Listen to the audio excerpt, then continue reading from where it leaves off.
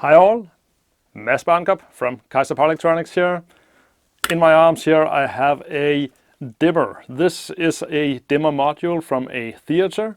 It is from a Swedish company called AVAB.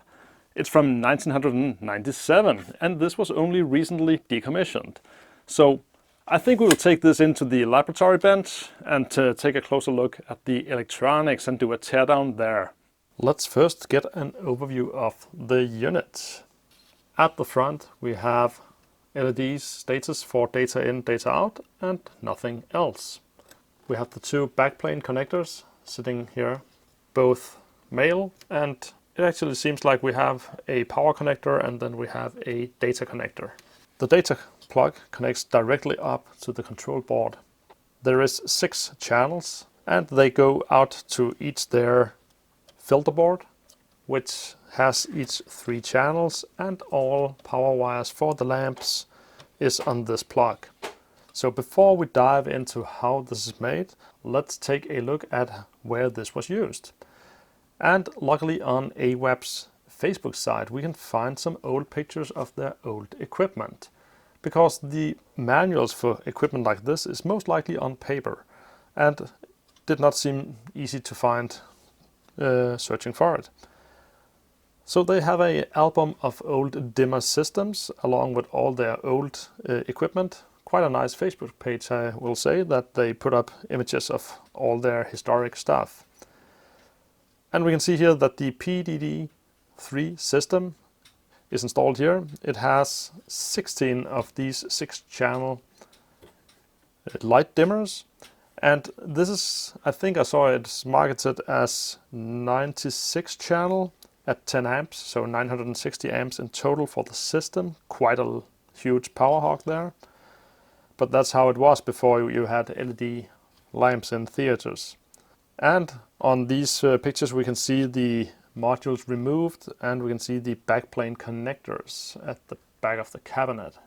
Here on the local link board, the card is marked Card Local Link 3. So this is the 3rd version. We have the AVAB AB logo sitting down here. The main controller is a Philips ADC31, which is an 8-bit microcontroller running at 16 MHz. It has an internal 128 bytes of RAM. And externally over here we have 640K RAM and we have up to 640K ROM sitting over here with the program. Here we can also see it's marked 1997. There is another clock here, 12 MHz it seems, and we have a smaller microcontroller, which possibly has a smaller program. Maybe this is the link and this is the light controller itself. Over here we have all the ADC and DAC conversion out to the connectors, which goes out to the 6 channels.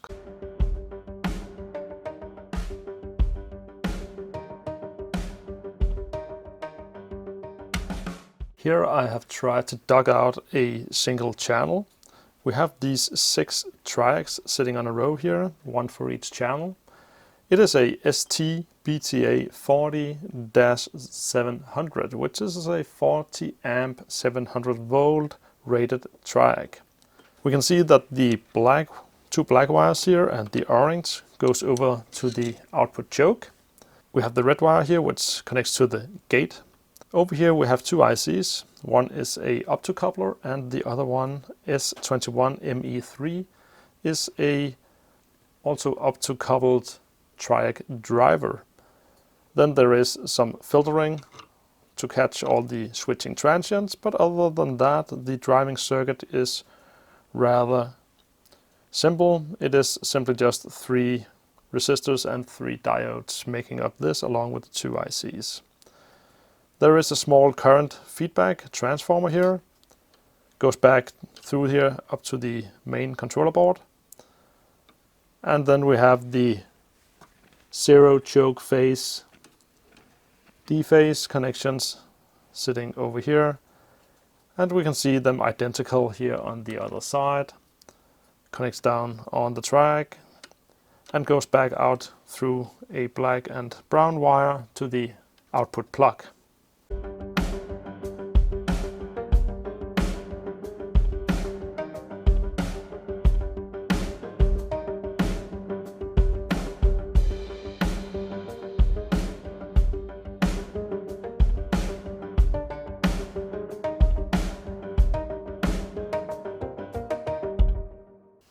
thing is removed from the unit now. All the 6 triacs were mounted on a piece of aluminum here, which sits down into these threaded metal bars here. And I think this is just for the ease of mounting, because you can get the normal small squared ones to put into these slots. But I assume that aligning all 6 triacs up to hit these in the middle of the heatsink is just a hassle, so they went for this solution instead. A close-up of one of the triacs. Sees the STBTA40 700 BC 617 Morocco. The transformers locally made in Sweden as well, from Transformer Technic AB. There's a few peculiar things that we can take a look at these filter boards.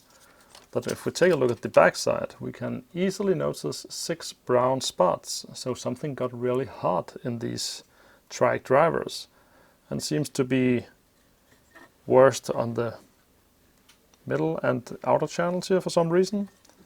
But if we take a look at the what got hot, then we can actually see down there that the resistor is completely burned out. Let's see if we can get some light in there. So if I take a screwdriver and just poke that, you can see the resistor just comes apart. It's completely toasted, along with the diode sitting next to it. So that's probably a failure point in these light dimmers, these filter boards burning out. And a nice surprise, underneath the controller board there is copper shielding, because this sits on top of 3 output chokes, so a lot of switching noises were probably present, and it was necessary to shield the driver here from it.